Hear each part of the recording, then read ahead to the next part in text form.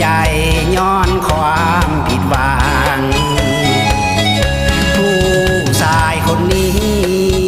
เคยถือแฟนทิมหลายครั้ง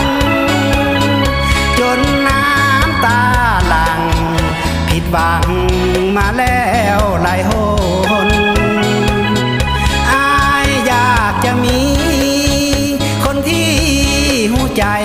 จะคนน้ำตาคือสิบ่ล่วงหล่นถ้าหากมีคนเมตตาสงสา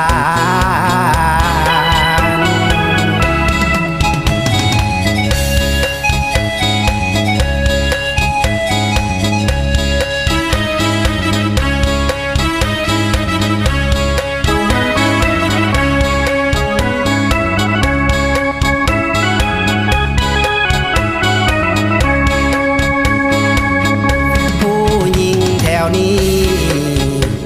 สิมีอยู่บ่น้องลาขอความเมตตาเข้ามาดูแลหัวใจเมื่อก่อนนายนี้เป็นคนมักง่ายเกินไปสุดท้ายก็เลยห้องให้เสียใจย้อนความผิดหวังผู้ชายคนนี้เคยถือแฟนทิมหลายครั้งจนน้ำตาหลั่งผิดหวังมาแล้วหลายหนอายอยากจะมีคนที่หูใจจะคนน้ำตาคือสิบ่ล่วงหล่นถ้าหากมีคน